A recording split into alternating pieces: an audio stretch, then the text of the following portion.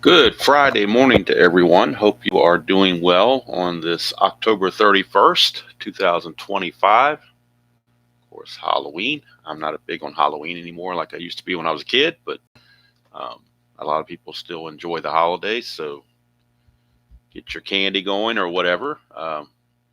If you're a big candy person, of course, the stores will probably have sales this weekend on leftover candy they couldn't sell. So it's a good time to jump in on that, I guess. Uh, Day off from work, can't beat that. I have a day off from work today too. Of course, I have every day off from work, but that's a whole other story. And I haven't been bored one day. I've been retired for 4 months, almost five, going on 5 months now. People ask me, "Don't you get bored?" I said, "No, I do not. I have my hobbies to keep me going." There you go, McDonald's breakfast plain coffee. That's exactly what I have here.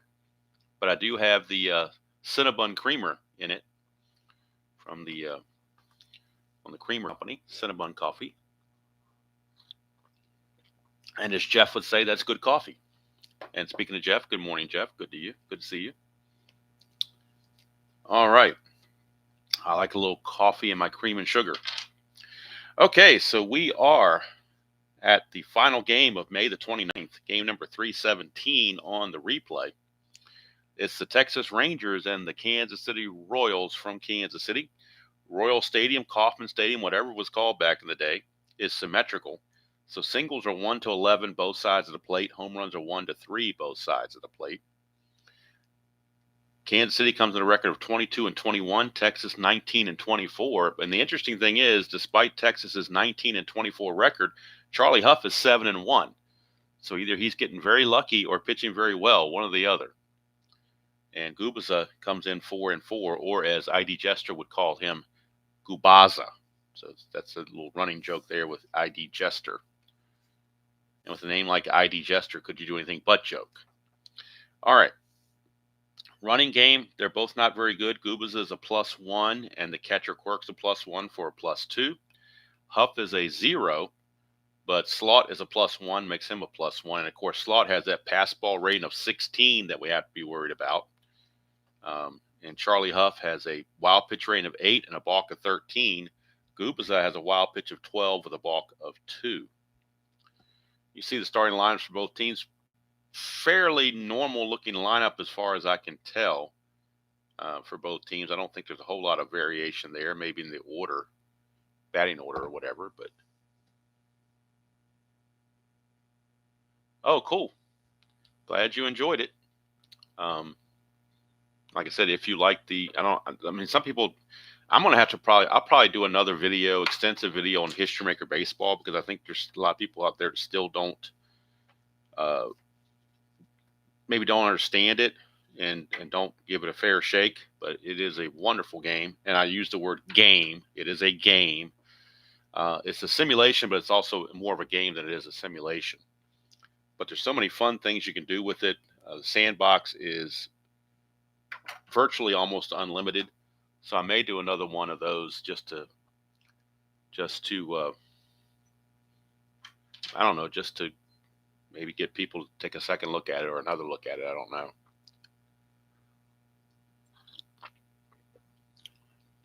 All right, first Strat-O-Matic purchase. I hope you didn't break the bank on the shipping because they do get you on the shipping. There's no question about that. I don't think the prices of the card sets are necessarily all that pricey compared to maybe like App or some other games, but the shipping is definitely where they get you pretty good. So let's look at Mark Gubicza on the real season. 1987, he had a losing record, 13 and 18 with a 3.98 ERA. 3.98, it's okay. It's not horrible, but it's not not totally terrible. But to have a losing record with that ERA is kind of rough. 13 and 18, but he's 4 and 4 on the replay. So we'll see what Gubicza can do. I don't know anything about Dynasty League, so I know I think if I remember correctly, from what I was told, from what I heard, it's almost like a branch off from Pursue the Pennant. and I don't know that much about it. I know it looks very busy and complicated, uh, but people who do play it, I understand, love it. It just might be a little bit too busy for me. I don't know. I heard it was pricey too. I don't know that either, but just going by what I heard. Um, but that's the beauty of it. There's so many baseball simulation games out there. It's like a virtual buffet. You can just pick and choose the one you want, like a cafeteria line. You get it a la carte. Take it what you want. You don't have to buy the whole thing.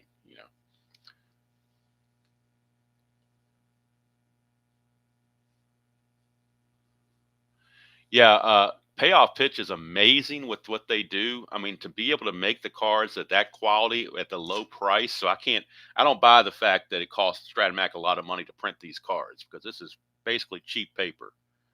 And if payoff pitch can get it done on their excellent cards for less money, and it's a heavy, when payoff pitch ships you a season, it's a big block.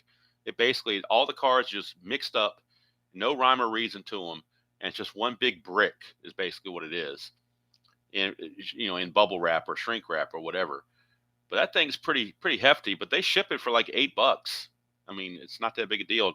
Not the 20 something dollars that Strat-O-Matic charges, but that's another issue altogether. Hello, William. Good to see you. Good morning to you.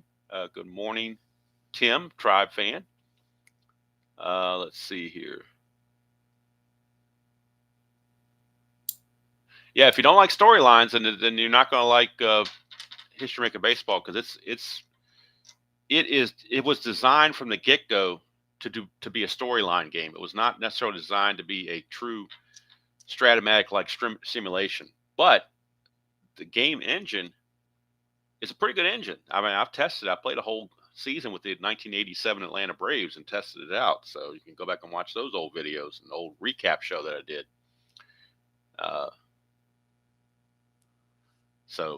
But like I said, it's everyone's flavor. Not everybody likes it. So that's the beauty of the hobby, is you have and that's the good thing about this. I don't want that to ever change. I want us to have options. I want us to be option. I want us to have options on these things.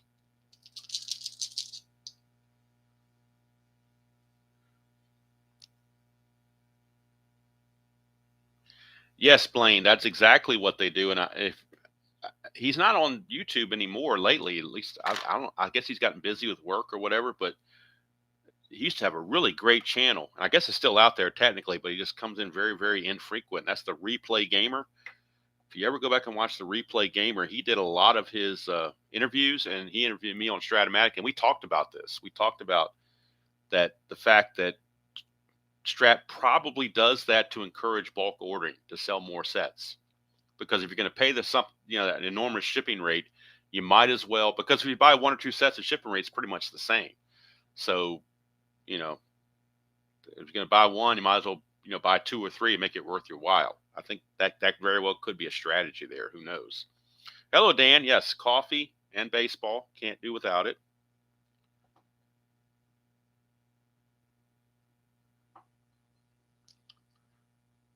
Hey, Todd, I'm assuming that you are an History Maker fan then. Yeah, more than just a game. You got it. I mean, you can really, and the fictional sets. Now, I'm not as big into fictional like Steve Tower. Steve Tower is all about the fictional stuff. But you can't, it's designed to start from opening day. And there's some wacky things in there, but it's fun. It's a game. Like Al Wilson said on his review when he did it years ago, it's a game. It's a game, but it's also, it's not just haphazard. There is method to the madness. All right, so Mark Gubicza, let's see what he's doing. We showed you what he did real world, where he had a losing record. And the replay is 4-4 with a 4.22 earned run average compared to 398 real world. 64 innings pitched, 62 hits, 21 walks, and 44 strikeouts. And Oddibe Young again McDowell will lead off for the Texas Rangers. He's really struggling. He's hitting 196 on the replay, a homer and 10 driven in. He hit 241 real world, but this is only at bat number 98, so he's been in and out of the lineup some. So maybe gets more consistent playing time, he'll do better. I don't know. 5-12, and that's a ballpark blast. But however, Kansas City Stadium is only a 3, so that 9's not going to cut it. In Texas, that's probably a home run, but not here in Kansas City. Pitcher's Ballpark. So McDowell will fly deep to right field, and Danny Tartabull puts it away for out number 1. Here is Scott Fletcher. Fletcher, the shortstop, is hitting 308 on the replay. A homer and 30 driven in. He hit 287 real world. 3-7, that's a strikeout. So Gubicza, or Gubicza if you're so inclined, gets the strikeout. First strikeout of the game, and that brings up Ruben High Sierra. Sierra hitting 279 on the replay, 14 homers, 34 driven in. He hit 263 real world. 5-7, switcher batting left. It's a ground ball, second base X. We're looking at Frank White. He's a 2E11, very solid second baseman. 213, he'll get to that. The E rating, again, is an 11, and that's a 13. We'll see if that's a problem. Nope, 15, 17, and 18 are the problems, not 13. So Frank White will make the play, and Texas goes down in order, 1, 2, 3. So we go to the bottom of the first. It is Texas nothing, Kansas City coming to bat.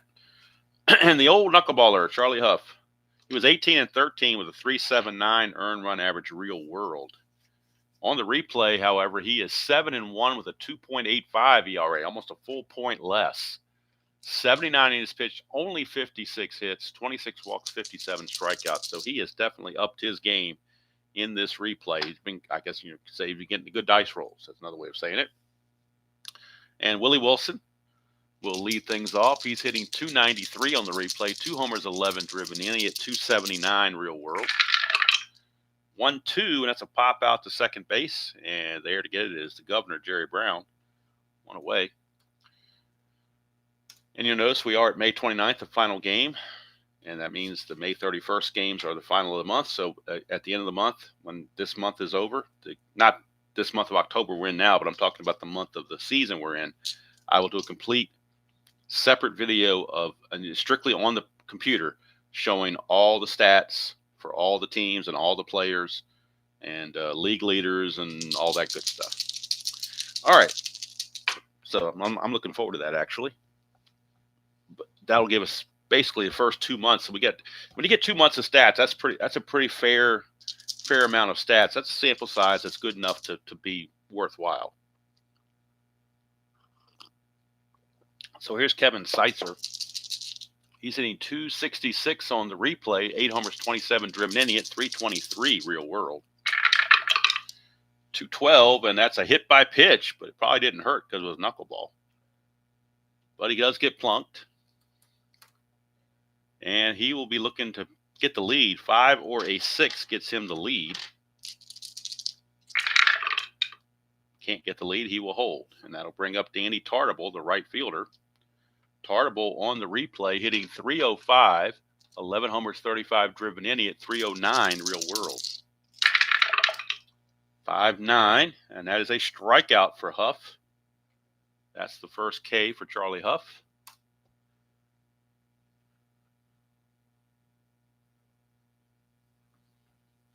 Oh, okay, you got to Pursue the Pin. I don't know anything about Pursue the Pin. I've heard of it. I just don't know anything about it or the mechanics of it.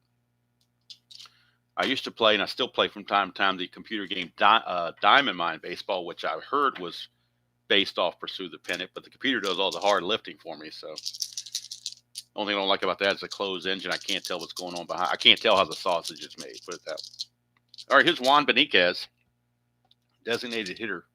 He's hitting 260 on the replay, 4 homers, 22 driven in. He hit 251 real world.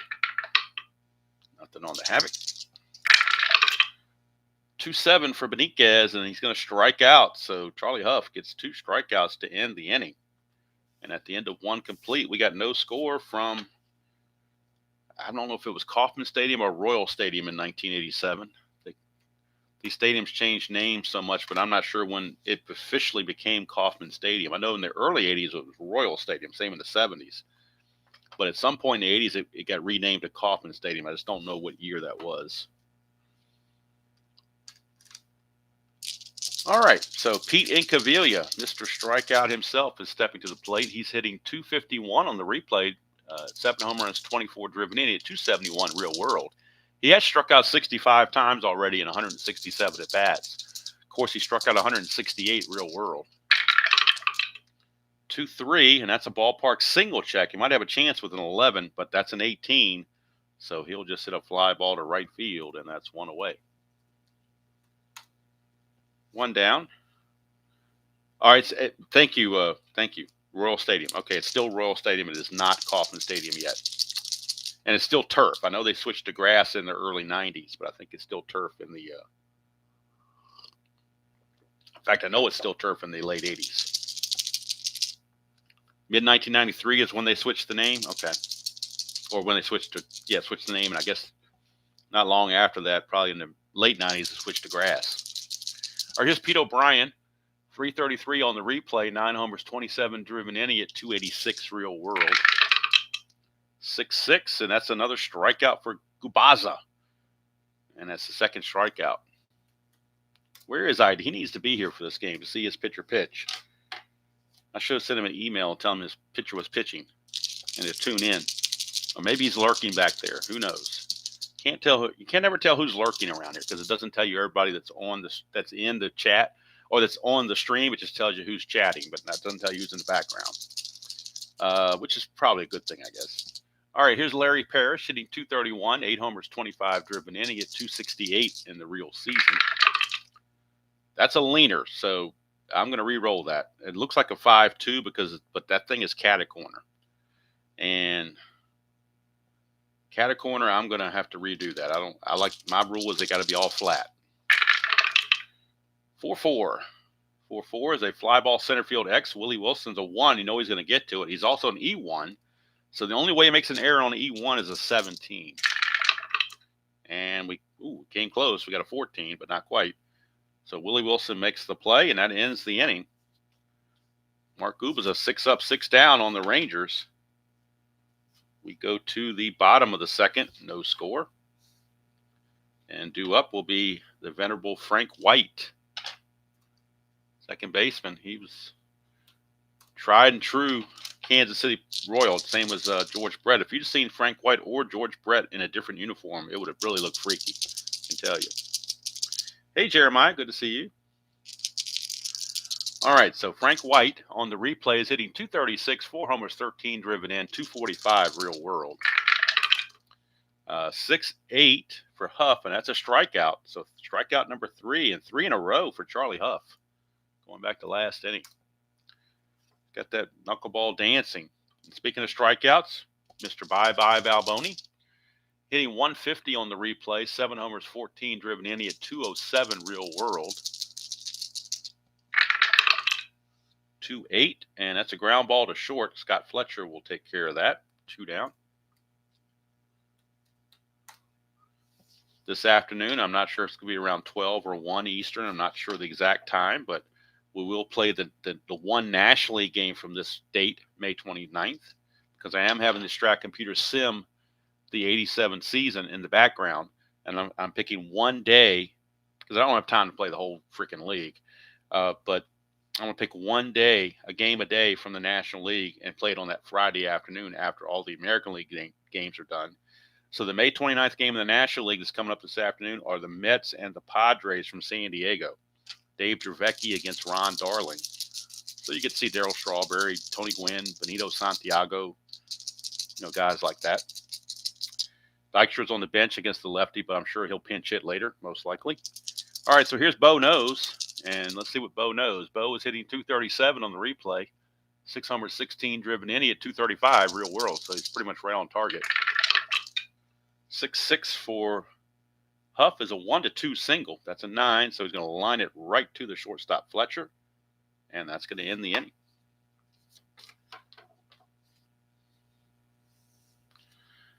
Well, it helps being retired. I can tell you that, Ben. It just, if I wasn't retired, I wouldn't even attempt this project. The only reason I'm doing this is because I have time. To try to do this at night or on the weekends would just take way too long. Unless I played everything offline and maybe one game a day on the one calendar day on the video or something. So Anyway, here's Don Slaught. He's hitting 260 on the replay. 6 homers, 18 driven in. He only hit 224 real world. 3-4, and that's a double. Clean double to right field for Don Slaught. First hit of the game by either team. Comes here in the third inning. Leadoff double for Slaught. He is not much of a base runner, so they won't worry about holding him on. And that'll bring up Steve Buechele. Something got on this card here. What that was.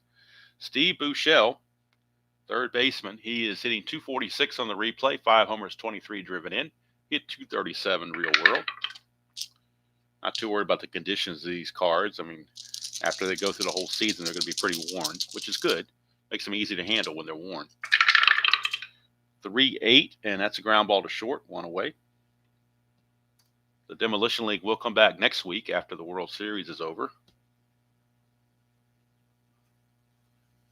And those Demolition League cards, because they're fairly new and not used much, they can stick together on you. But once you get them broken in, it's a piece of cake. All right, so here's Jerry Brown, the Governor. He's hitting 279 on the replay, a homer, 9 driven in. He hit 271 real world. That's a 1, so Gubicza's wild pitch rating is a 12. And it will be a wild pitch, and that's going to force the Kansas City infield to come in. As now the runner is at third. So that's going to definitely be a big play. Infield is now in for the bat from Jerry Brown. That's a 4-8, and that's a walk. Now, that will set up a double play, perhaps, but can you bank on that is the question. That's the first walk issued by Gubicza. Now, Brown might be looking to run. What can Brown do for Texas? We'll find out. Gubicza is a +2 pitcher-catcher interface. And Jerry Brown would be a 1-15 if he got the lead. Needs a 2, 4 through 9 to get the lead, or 11 he is actually picked off. So they're going to try for the lead.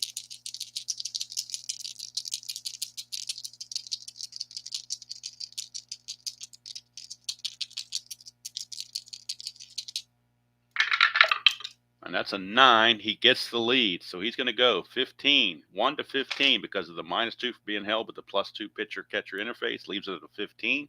1-15, the T rating on Quirk is only a 3, so that's not bad. And he's in there, and it's a possible throwing error. But no throwing error. Just a stolen base for Brown, and that now eliminates the double play. So that kind of puts the decision on Kansas City whether to play back for the double play or play in. Makes it a moot point because now they're going to play in again with second and third and 1 out, and O.B. McDowell, the batter. Infield is in. 3-7, and that's a strikeout, though. That's a way to get through it without worried about where the infield is. You strike the guy out. That's out number 2. Third strikeout for Gubicza. And now in the clutch is going to be shortstop Scott Fletcher. His clutch rating, he loses a hit on 2-9. Everywhere else he appears to be neutral. Just has to avoid the 2-9. 1-6, and he's going to ground it to short, and that's going to end the inning. So Gubicza pitches out of the mess. Pitches around that leadoff double. We go to the bottom of the third. Still scoreless here at Royal Stadium, from what I was told. It was called Royal Stadium. Still. And Charlie Hough coming out will face Angel Salazar. Also could be called Argenise. I think his actual name is Argenise Salazar. Shortstop, he's hitting 246 on the replay. 2 homers, 10 driven in. He hit 205 real world. That's a 4-7, and that's a ground ball shortstop X. We're looking at Fletcher, and he is a 3E26. 3-15 is good. E26 and a 9. There's a 12, 17, and 18, but no 9, so it's a good play. 1 down. And Jamie Quirk, the batter. Jamie Minute Quirk. And let's see, he's hitting 262 on the replay. No homers, 9 driven in. He hit 236 real world. 4-4, and that's a ballpark single check. 1 to an 11. That's a 5 base hit for Jamie Quirk. He is no threat to run. They will not worry about holding him on. And here's Willie Wilson back to the top of the order. That's a 1. So again, a wild pitch chance on Hough is an 8. And it's going to be blocked this time by Slot. Good play by Slot. 1-9, but this is trouble here for Wilson. 1-9 is a triple. That's a 4. So a triple, RBI triple from Willie Wilson. And the Royals grab a 1-0 lead. Wilson certainly no stranger to triples. He had 15 of them in the real season. And this is the third triple on the replay for him. Royals lead at 1-0. Now the infield for the Rangers will have to come in for Kevin Seitzer. And Hough again has to worry about the pass ball or the wild pitch possibility. 2-5, and that is good thing they didn't play 2-4. That would have been an infield single. But 2-5 is a ground ball shortstop A. The runner has to hold. But very narrowly hit that plus sign, which would have produced the run. But they didn't, and it pays off playing the infield back. And now, with 2 outs, the infield back to normal for Danny Tartabull in a clutch situation for Tartabull. And he will lose a couple of hits right here. 2-8 and 2-9 is also 3-10. So 3 different places he loses hits. That's a 3-7, and that's a walk. Boy, 3-6 would have been a home run. 3-7's a walk, though. So it does keep the inning going. And for Charlie Hough, that is his first walk. He's also hit a batter. Tartabull, not going to worry about running. They'll leave it up to Beniquez in the clutch, and Beniquez will gain a couple of hits. 1-6 and 1-8, he gains hits in the clutch, as well as 3-9 and 3-11. So he's got 4 hits on his card, 4 outs that turned to hits on clutch ratings.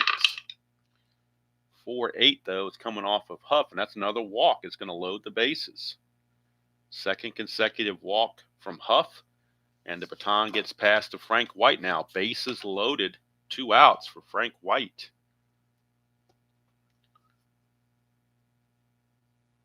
Hello, Colin. Good to see you. And Jason, if I didn't say hello to you as well.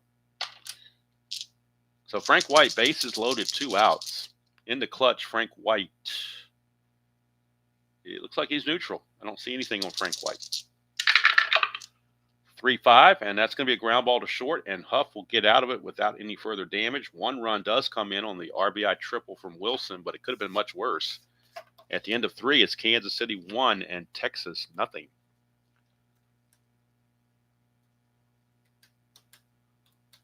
So top of the 4th we go. Both pitchers have 7 as their fatigue number, so they should be able to pitch a while as long as they're effective. And Gubicza will back out. He's facing Ruben Sierra. 4-2, and it's ground ball shortstop Bex Salazar, 2E16. Pretty good shortstop. 2E16, 5-7. 5-7. I'm sorry, I'm not looking at something else. 2 and a 5. I just got distracted there for a second. 2 and a 5 is a G3 pound, but nobody's on base, so he gets to it. He is an E16. Has to avoid 14 and 17, which he does. So Salazar makes the play, and Sierra is out.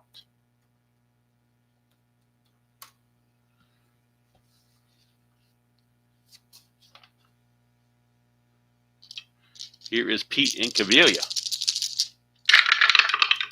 1-5, and that's a single. There's an anti-clutch here, but we're not in that situation. So it's a base hit for Incaviglia.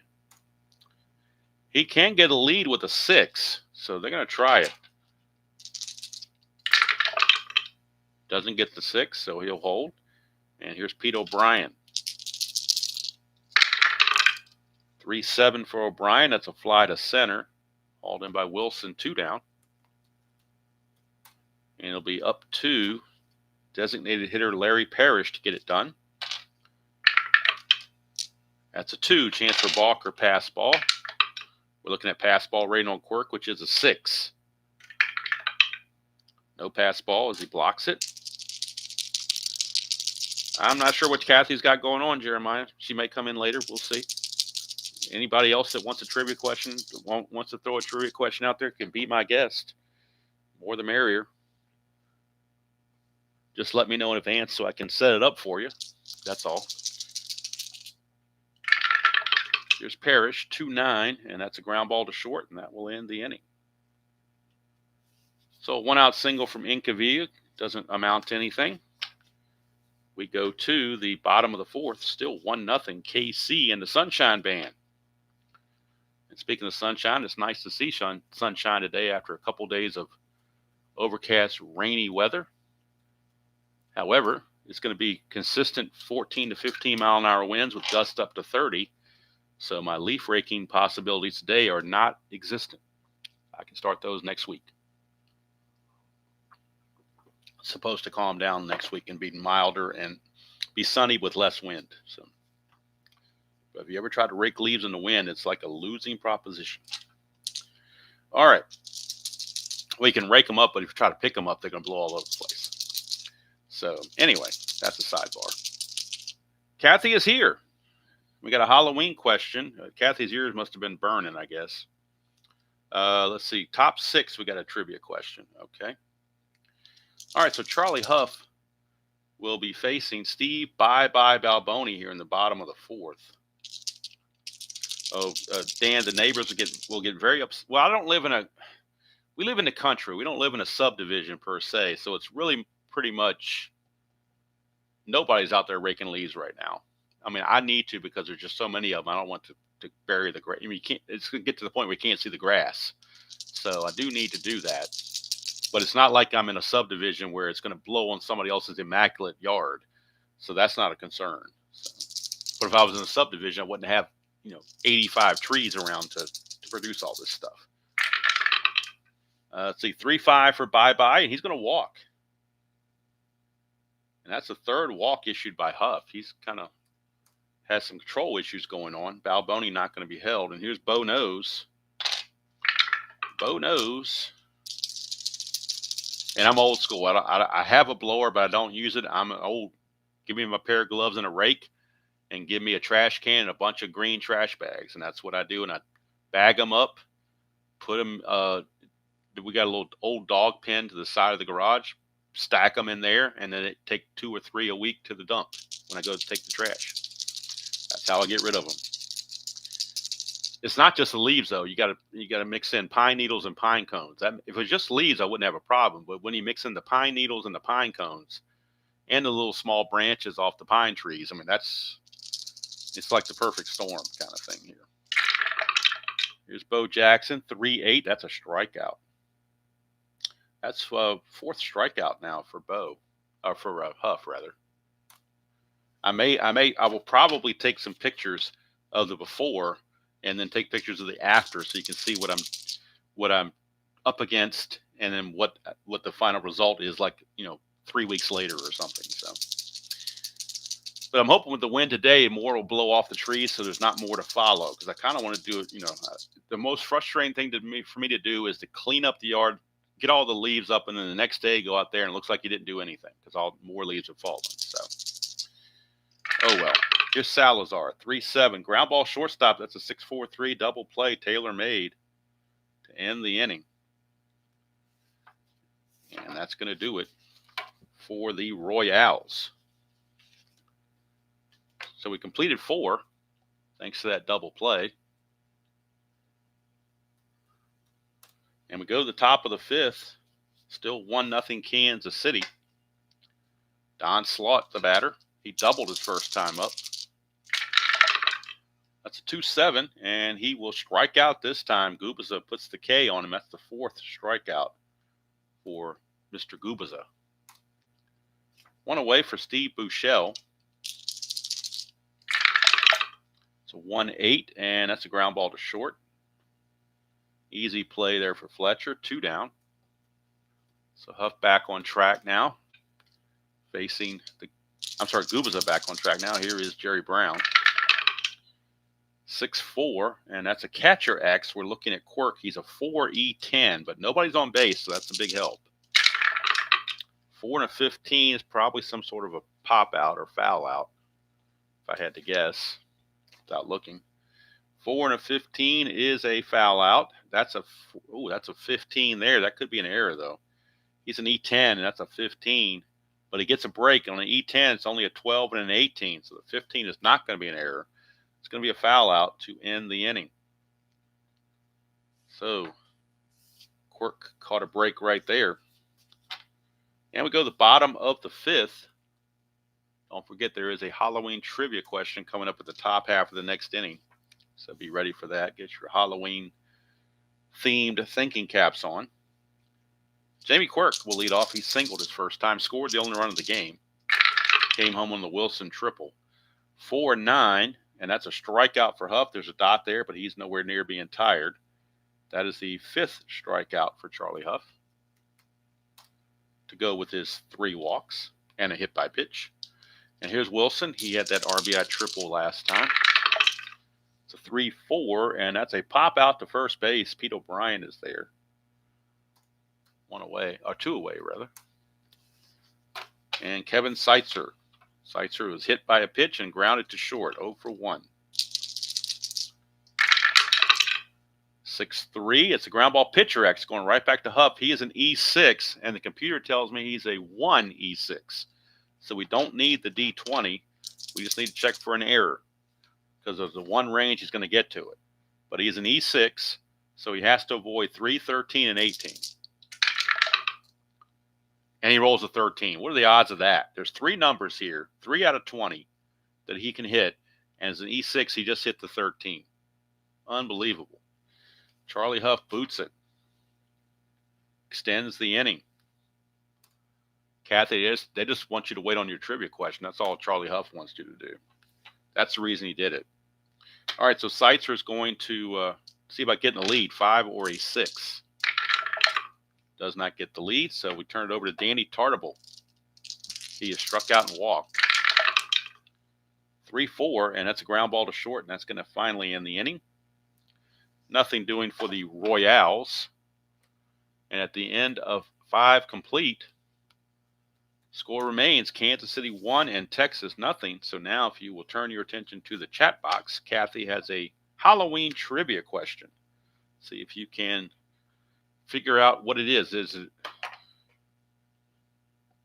okay? It doesn't say anything about emoji, just says trivia. Okay, so here's the trivia question. What is the most popular costume for a cat and dog? Okay, there's a hot dog, a pumpkin. What else is there? My eyes aren't that good on some of these things. I've seen a lot of dogs dressed up as hot dogs. I have seen that before. And it seems like the consensus that everybody is saying hot dog. Although somebody said ghost. There was a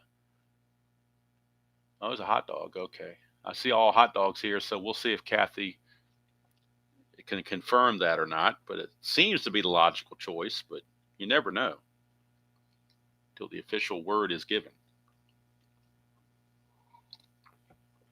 I have never dressed up my dog, so I don't know. I don't think Gracie would have liked that. I certainly haven't dressed up Tabby. She would have a fit if I tried to dress her up. No, it's not a hot dog. Okay. Interesting.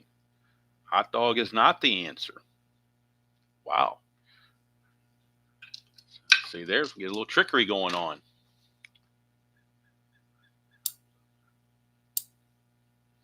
What do we got here? Maybe would they do it as a? I don't think it'd be hard to do it as a pumpkin. I would think. Maybe they do it as a bee. Blaine got it with a pumpkin. Okay, there we go. I don't remember seeing many cats or dogs dressed up like pumpkins, but then again, I haven't been looking either, so hard to say. Thank you for that trivia, Kathy. That's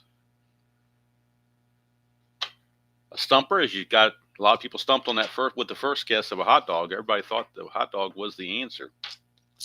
All right, we go to the top of the 6th, and I can't wait till the 7th inning stretch because my coffee is starting to get cold, and I'm going to need to heat that up. All right, so top of the order, it'll be O.B. McDowell against Gubicza, whatever you want to call him. 3-9, 1-11 is a double. That's an 18, so he will settle with the single. But he's going to be looking to run. He needs a 4, 5, or 6 to obtain the lead. And he can't get it, but that's a 2. Chance of a balk on Gubicza. His balk rating's a 2. No balk, but that means McDowell cannot establish a good lead now, so he will just have to hold there. And I play it. I don't know how other people play it, but I play it. He stays there until he gets another base. So no matter, you go through 5 other batters, but as long as he's at first base, he cannot establish a good lead. If he makes it to second and I want to try to steal third, he could establish a good lead. But as long as he's at first base, he's kind of planted there, is the way I play that. And I think that's the way, that might even be the way the rule book says it. I'm not sure. But anyway, McDowell on board with that leadoff single. And here's Scott Fletcher. He is an A bunter. Do you bunt to try to get him in scoring position? Okay, for those that say I never bunt, here we go. We're going to bunt. We're going to bunt since he's an A bunter, and he's 0 for 2 on the game. So we're going to bunt.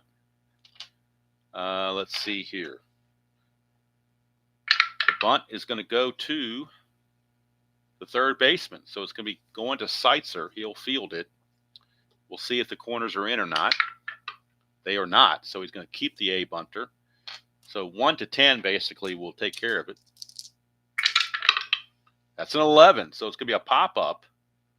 Pops it up, bad bunt. Not bad bunny, but bad bunt. That's a pop-up, and it's going to go to third. So he's going to pop up the bunt to third base for the first out. But there is no double play as McDowell gets back to the base. But a bad bunt that time. Just that's the way it works sometimes. You get a bad bunt. All right, so here comes Ruben Sierra. That's a 210 for Sierra. That's a ballpark blast, but we're only looking at a 3, and that's an 18, so just a deep fly to right. Advantages of pitching in spacious Royal Stadium. Here's Pete Incaviglia. And again, McDowell cannot obtain the lead, cannot go for the lead because he's already missed his chance once, and that's it. So here's Incaviglia. 2-7, and he strikes out, just doing what Incaviglia does a lot of times, striking out, and that ends the inning. So Gubicza 6 shutout innings as he goes for his 5th win of the season. Charlie Hough 7-1, trying to hold on, but he's not getting any run support. He is pitching well, but just no run support. 23.3 D. Let me look that up real quick. Thank you for that notation. Let me look it up here real quick. 23.3, you say D? 23.3 D, okay. Okay, here we go, 23.3 D, okay, here we go. If the runner rolls for his good lead and achieves it, he must steal immediately. If the runner fails to achieve a good lead, he has the option of stealing a base at any time or of holding his base. The base runner may make only one attempt for a good lead while he occupies the same base. So there you go. That's where I got that from. Thank you for that. So by rule, by Strat-O-Matic, now I guess you can homebrew it differently, but by Strat-O-Matic rule, once you try to obtain the lead at a base, you cannot attempt the lead anymore at that same base. You can attempt the lead if you get to the next base, but you can't do it on the current base. So thank you for that. That's the confirmation. Page 9 of the rulebook, 23.3D. If you want the technical results, here's Benitez, 3-8, and that's a ground ball to short. 1 away. So pitcher's duel is broken out here at Royal Stadium. I thought we'd get more runs than this, but there's still a few innings to go. Anything can happen, but right now the pitchers are in charge. 3-2 for Frank White.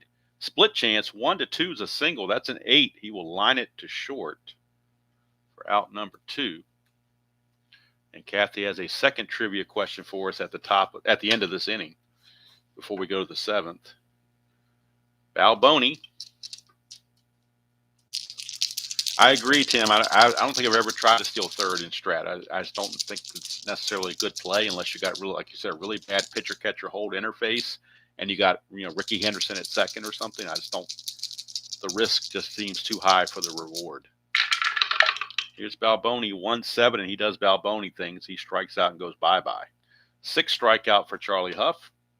We've completed 6 innings of play here at Royal Stadium. The score still 1-0. That triple from Wilson to bring in Quirk has held up since the 3rd inning. And now if you direct your attention to the chat box, Kathy has a trivia again. I don't think it's a Halloween. I think it's generic trivia. We'll figure it out. Get your thinking caps on and see if we can figure this one out.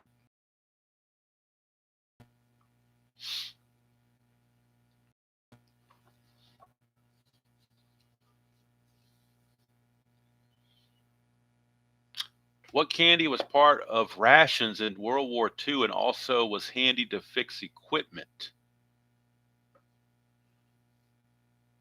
What candy? I want to say Hershey bar, but I don't think that was it.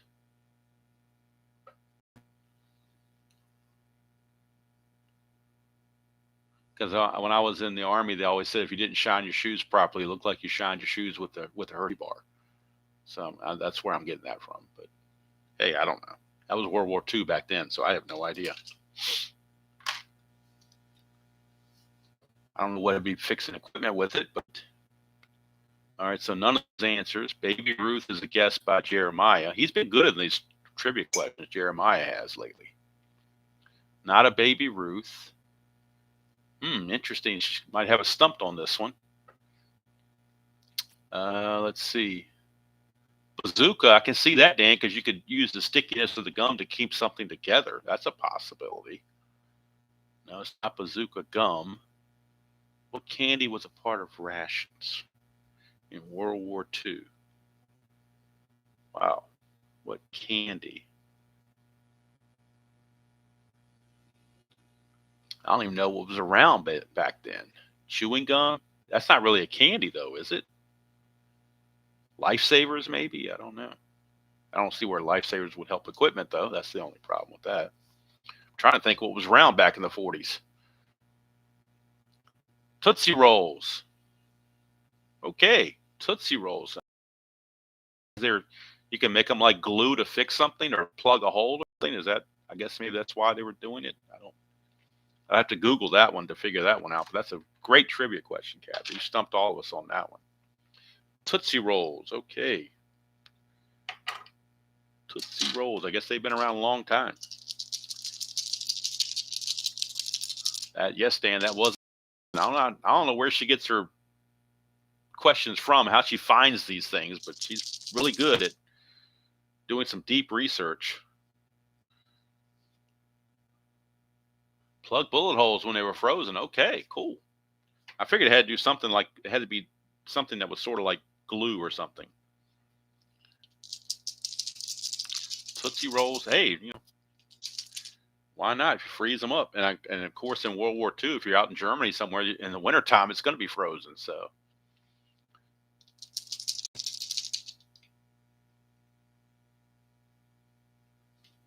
there you go.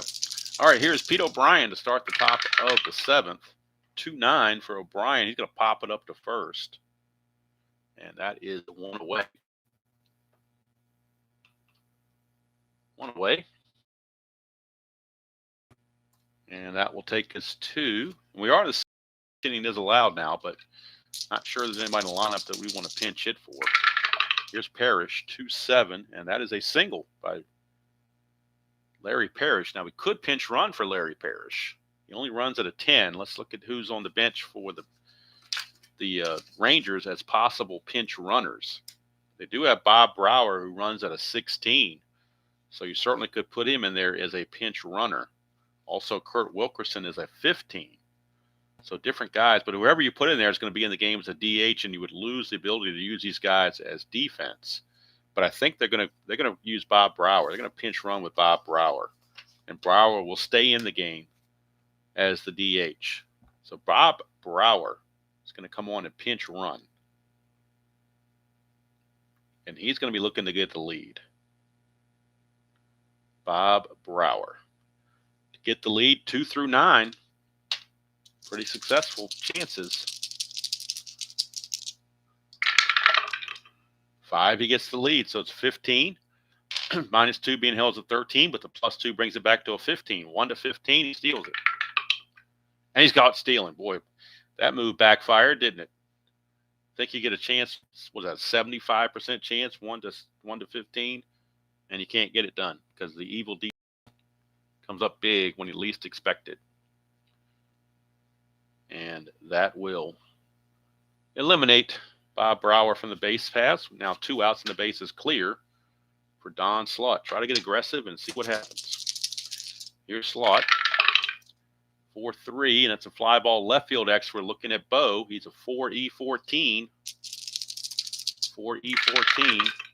4-8. questionable. And 8's going to drop in for a base hit. That's an 18. Boy, that could be trouble as well. Jackson's an E14 and an 18. Unbelievably, no 18. It's a 17 there, but no 18. So he avoids the error, but it is going to be a single. Would have been single. I mean, Parrish would have gone to, or Brower would have gone to third with that. He'd had runners in the corners and only one out. But had he successfully stolen, the game tied right now. So just that close. Here's Bouchel.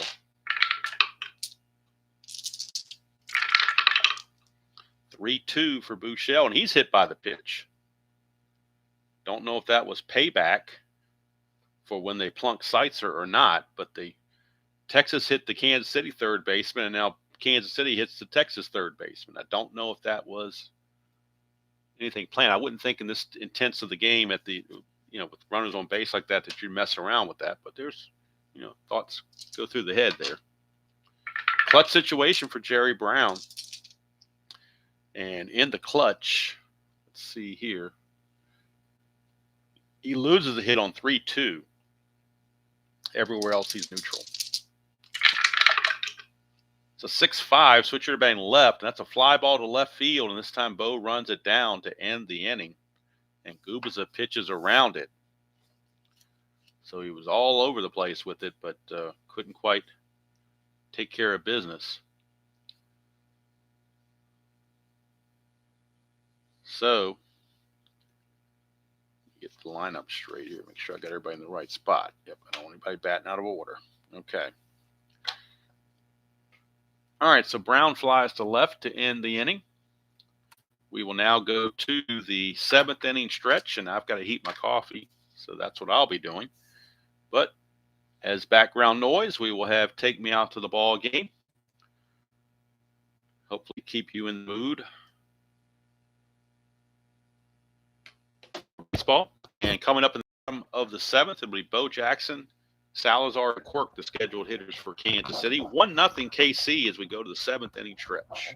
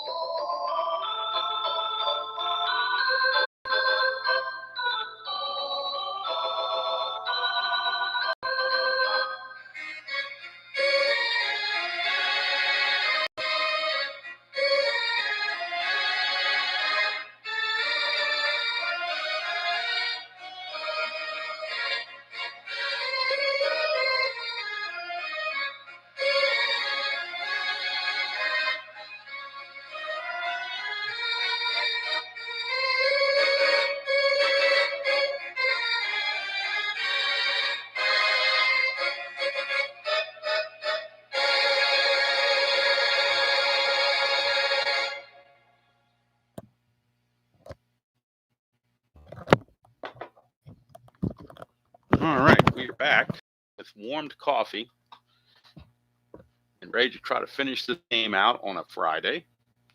And for those that came in late, sometime this afternoon, I don't know the exact time, but sometime this afternoon, we'll play the National League game of the day. It's either going to be around 12 or around noon. I'm not sure which. But it will be one or the other.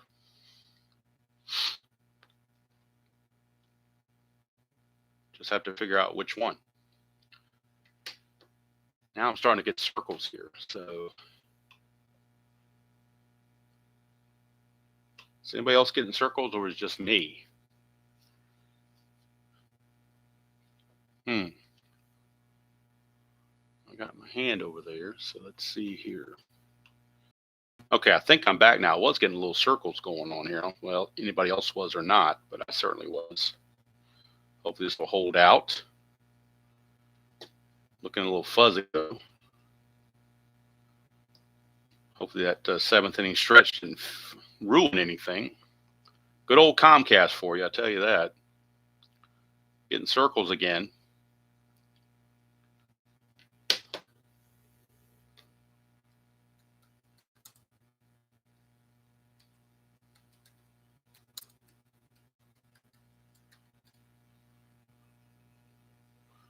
So I can't tell if it's circles or if it's...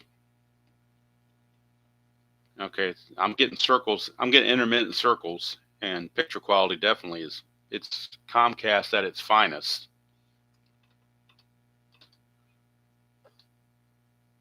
All right, I'm just going to play through it. We're going to play through it, like you do in sports. Play through the injury here. We'll see what happens. I really don't want to have to go through the whole restart thing. That would be a pain in the ass. But if it's really bad, I may have to do it. You guys tell me, would you prefer me to drive on, or would you prefer me to reboot and see if we get a better... Whenever we reboot, we usually get a better deal. It just takes about 4 or 5 minutes for me to shut down everything and start it back up. That's the only problem. So that I don't know. Drive on, Tim says. Okay, I'm going to drive on and hope it gets better. How about that? Here comes Bo Nose. 4-5, and that's going to be a fly to center. If not, if you can't see it very well, but you can hear me, then pretend it's a radio broadcast, I guess. I don't know what else to do about it because I can't control Comcast or Xfinity or whatever the heck it is. Okay, here's Angel Salazar. 2-7, and that's a strikeout for Hough. Strikeout number 7 for Charlie Hough. He may carry full endurance into the 8th inning. Gubicza is sucking wind in his 8th inning, so the bullpen for the Royals will probably get active. Here's Jamie Quirk. 5-6, and that's a 1-2 double, but that's a 14, so he will fly to right. And in fact, Charlie Hough will keep full endurance into the 8th inning. So we go to the top of the 8th. Scheduled hitters for the Rangers are the top of the order: McDowell, Fletcher, and Sierra. Bullpen for the Royals. We'll check their bullpen and see who's got the most rest. Hello. Bad time where it's the stream is fudging on me. Let's see here who's got the most rest. Steve Farr is pretty good. Quisenberry is kind of overworked, so we don't really... Quisenberry be a last resort. Jerry Don Gleaton, the left, he's got plenty of rest. Gump is kind of... So we're looking mainly at Farr and Gleaton. Those are the two guys. Two guys that have the best rest are left-hander Jerry Gleaton and right-hander Steve Farr. So that's the two guys that we'd focus on in the bullpen if it gets to that. Right now, Gubicza will stick with it against McDowell, who's 1 for 3. 2-5, and that's a ground ball to second. He's now 1 for 4. So Gubicza gets the first out of the inning, a big out to get, and a fast runner to get off the bases. And here's Scott Fletcher. 2-7, and that's a single, 1-17. That's a 4. It's a base hit. And I think that might make Gubicza tired. Let's see if the computer confirms that. No, it does not. It doesn't say he's tired. Okay. Fletcher will try to get a lead. He needs a 2 through 6 or a 10 to get the lead, and he's picked off. That's a 5, so he gets the lead. He's a 15. Being held is a 13, but the +2 brings it back to a 15. Last time we tried it, rolled a 17, got caught. So they're going to try it this time, and hopefully, for the Texas Rangers' sake, they get less than a 15. They get a 15 or less. And they don't. It's a 16. He gets caught again.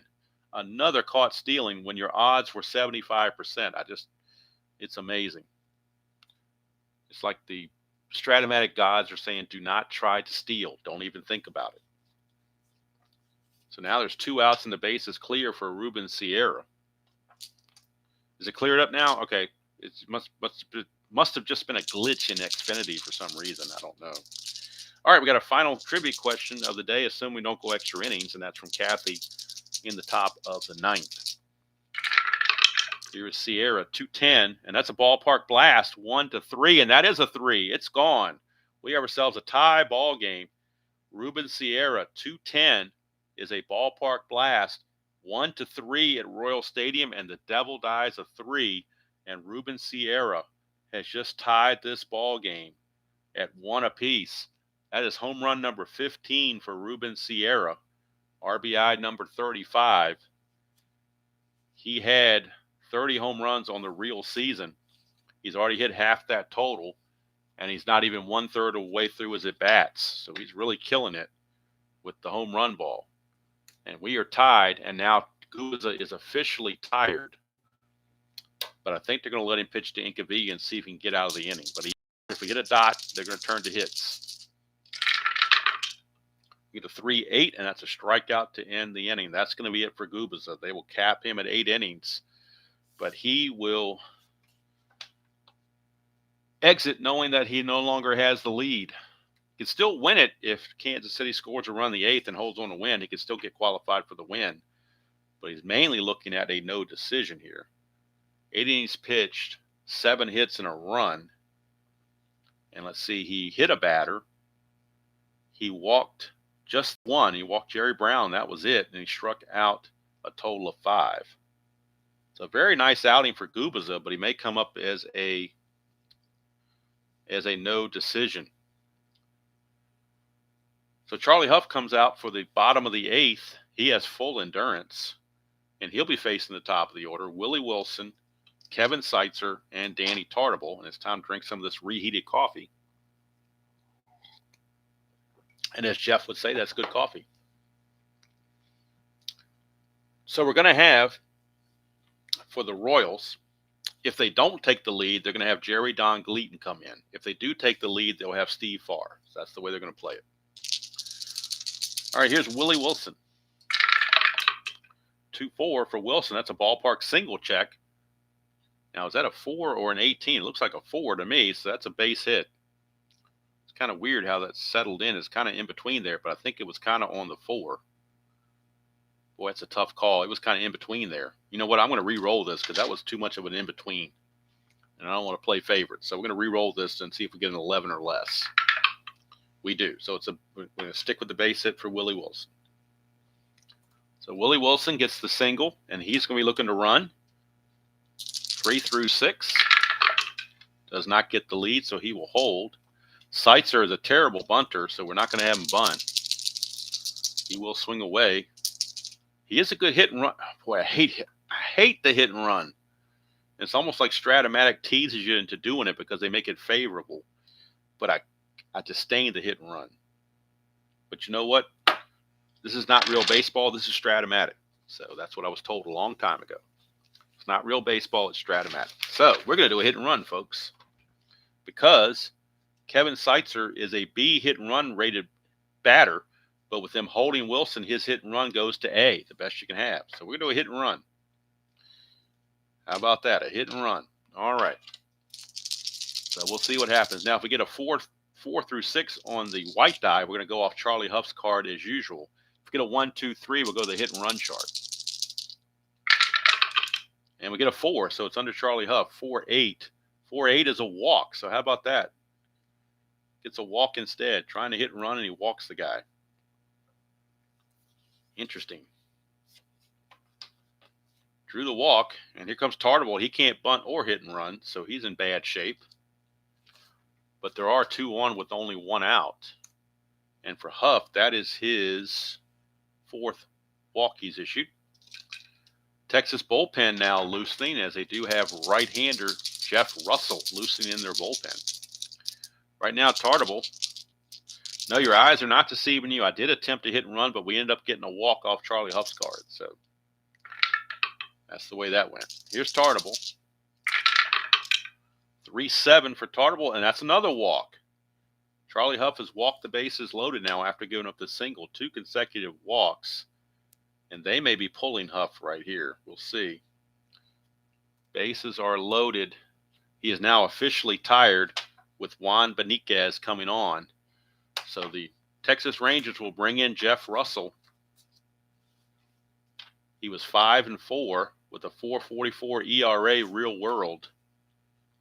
So that'll be it for Charlie Hough. He's going to go 7+, and we'll do all his numbers. Well, we know he walked 5. We know he gave up just 3 hits and 1 run so far, but he's responsible for all the guys that are on base. Walked 5, struck out 7.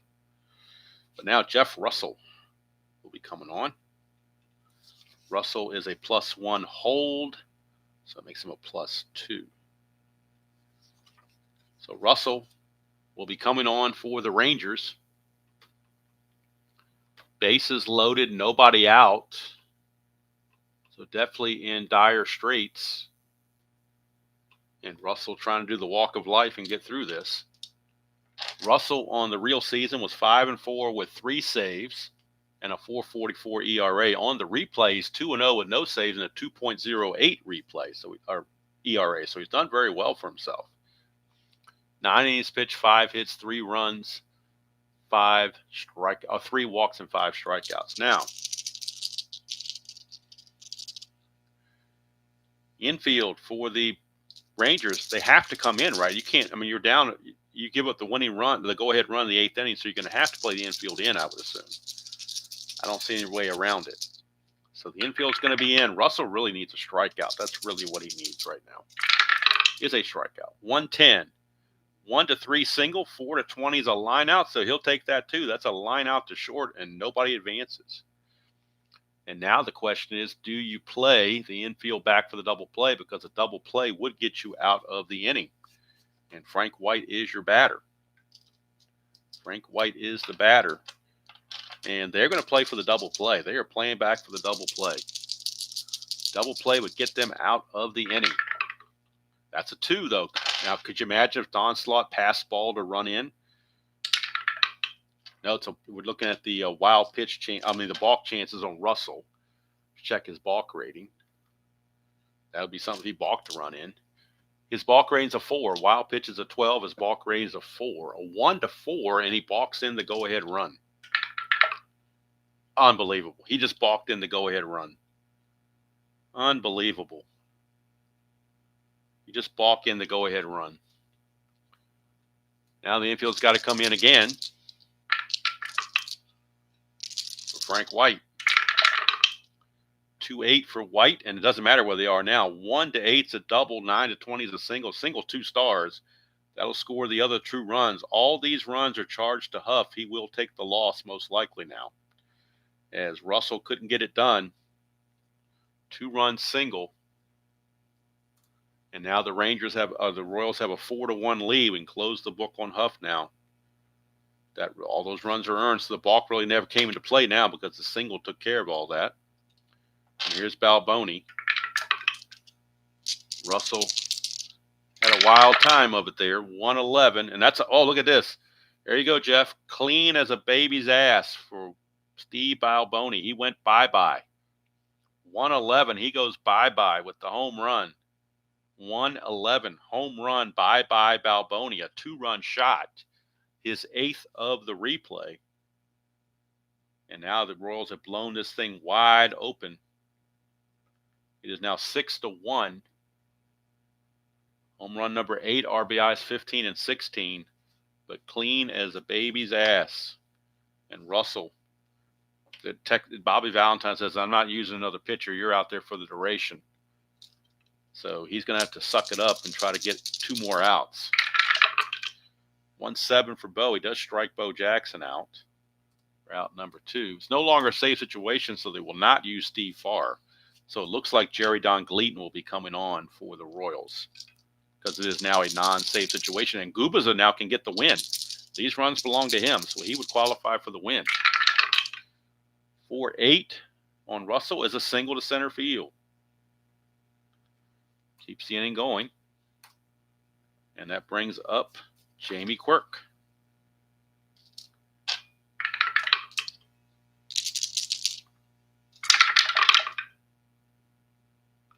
That's a 2-7, and that's a strikeout to end the inning. But the Royals did damage. They I'm sorry, not Abraham Lincoln. This is a five spot against Russell. Well, really, three of them are charged to Hough. One of them is charged to Russell. Actually, two of them are charged to Russell. Gives up 2 runs with the home run. So Russell goes 1 inning, strikes out 2, but gives up 3 hits and 2 runs. And we go to the top of the 9th. It is now 6-1 in favor of Kansas City. And while Jerry Don Gleaton does his warm-up tosses, Kathy has a trivia question for us to finish out the ball game.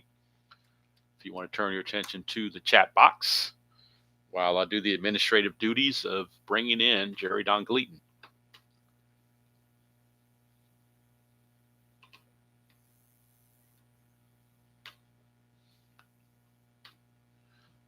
So, how many bones in an adult human skeleton? All right. I should have remembered this from anatomy class in junior high, but that was a long time ago, so I don't remember. We have 206 guessed twice. So I'm guessing that sounds reasonable, but you never know.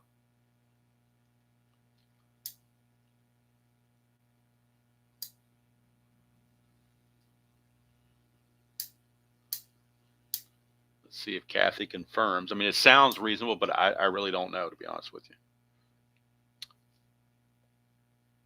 Oh, okay. It was pound. Oh, it's probably. But I wasn't when I was in high school. I didn't really pay attention too much. I wasn't the best student in the world. So wonder I even got college, but I did somehow.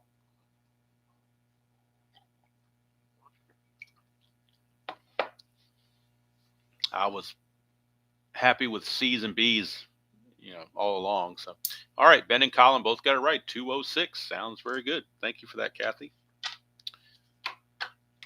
I guess that, with Halloween, the skeleton, that kind of makes sense. All right, so Jerry Don Gleaton will come on and try to wrap things up for the Royals. In the real season, he was 4-4 with a 4.26 earned run average. And let's see what he's done on the replay thus far. He is 0-1 with no saves and a 4.91 earned run average, 7 innings pitched, 9 hits, 4 walks, and 6 strikeouts. And he'll be facing left-hander Pete O'Brien and then right-handers Parrish and Slot here in the top of the 9th. Jerry Don Gleaton, 4-6, and that's a strikeout for Gleaton. The Rangers were hoping they could go Gleaton free today, but it didn't work out for them. Actually, it's going to be not Parrish, but Bob Brower because he came in to pinch run. But he's right-handed. He hits lefties well, so it's a good idea. Leave him in there. 1-4, but this time he grounds to short. That's 2 away. Gleaton looking for a clean 9th inning to put a wraps on this and to put a wraps on the May 29th schedule.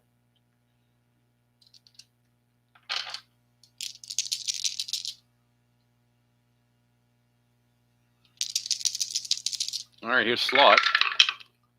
1-8 for Slot. He's going to ground to short. I'm sorry, I need to be over here. He's going to ground to short, and that's the end of the ball game. So Jerry Don Gleaton, a 1-2-3 9th inning with the strikeout. And the Kansas City Royals do it to the Rangers by the score of 6-1. 6 runs, 6 hits, and no errors for Kansas City. 1 run, 7 hits, and 1 error for Texas. Losing pitcher is Charlie Hough. He's now 7-2. Winning pitcher is Gubicza, or Gubicza, however you want to call him, and he's now 5-4. So we now have completed all the games from May the 29th. I played the 2 other games offline. Seattle beating Baltimore and Cleveland eking out one against Milwaukee.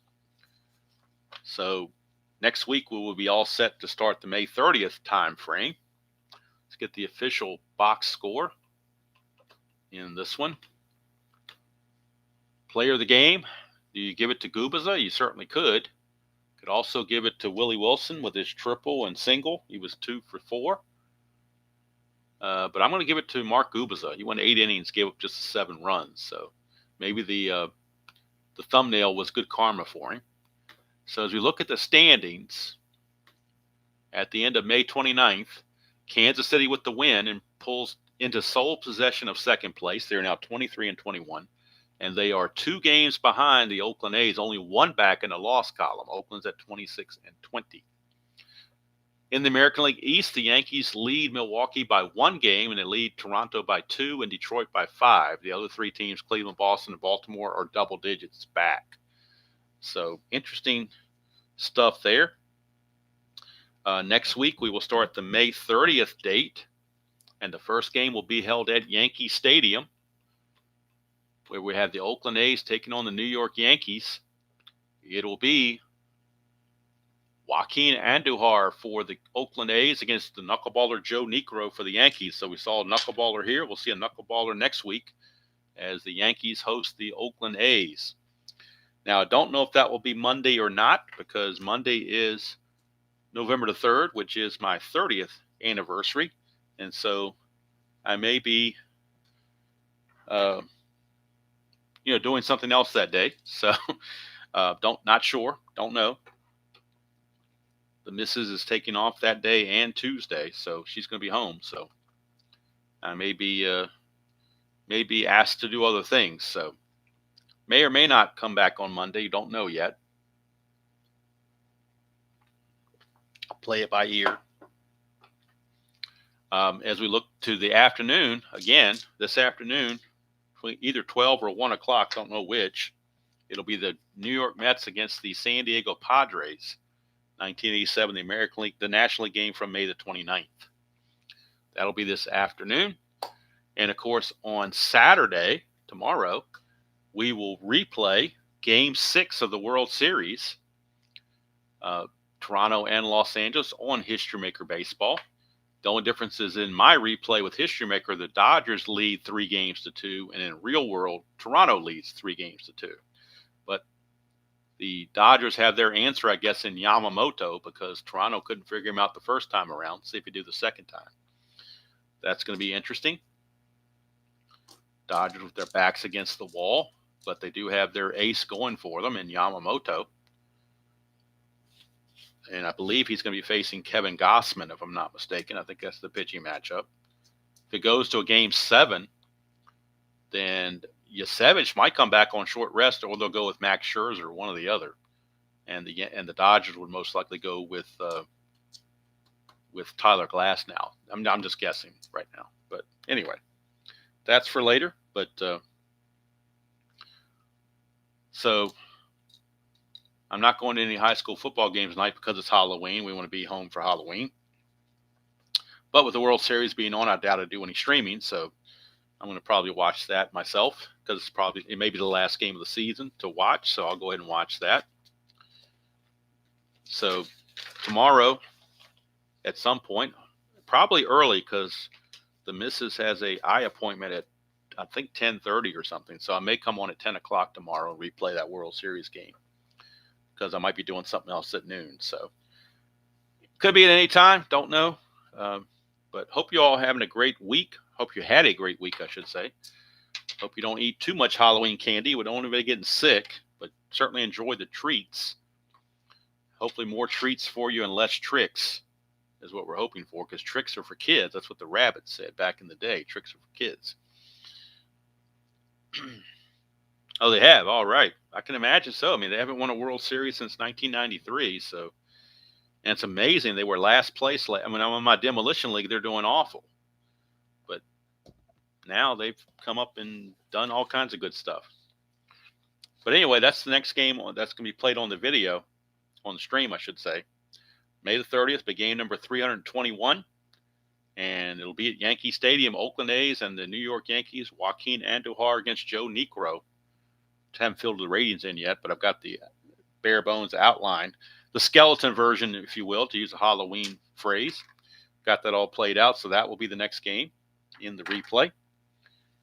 And then, like I said, starting next week in the evening, we'll be back to the Demolition League, because the World Series will be over. And my nights will go back to the Demolition League, so we'll be back for that. So again, thank you all for spending part of your Friday morning with me. Hope you all have a great day and great weekend, whatever you choose to do. If you're a college football fan, of course, tomorrow is a big day for college football. And, of course, the World Series tonight. If you're not into sports, you got, I guess, other things to delve into. If you got the kids that come around at Halloween, you can enjoy their costumes and give out the candy. And then, of course, eat the leftover candy you never gave away. That's usually the highlight for the adults, I guess, is to eat the candy that did not get distributed. Of course, when I was a little kid, we used to go around twice, try to get extra candy, but that's another story. All right, so that's going to do it from here. Hope you all have a great day. Don't forget, clocks go back on Saturday night. You get an extra hour of sleep, but you're going to lose an hour of daylight. So figure out the trade there. I just wish they'd pick one and stick with it myself, but I would just soon have daylight savings and keep it that way. But that's just me. Other people would rather have standard time, keep it that way. So whatever floats your boat, I guess. Thank you, Jason. Happy Halloween to you as well. You're all welcome. Hope you all had a fun time watching this ball game. Kathy, thank you for the trivia questions. They kept us on our toes. And time for me to go down and heat the rest of my coffee and get things going for the weekend. So thank you all again, and until next time, enjoy playing whatever game you choose to play, however you choose to play it, and I will see you all down the road. Royals win it by the score of 6-1, thanks to Mr. Mark Gubicza. ID, where were you?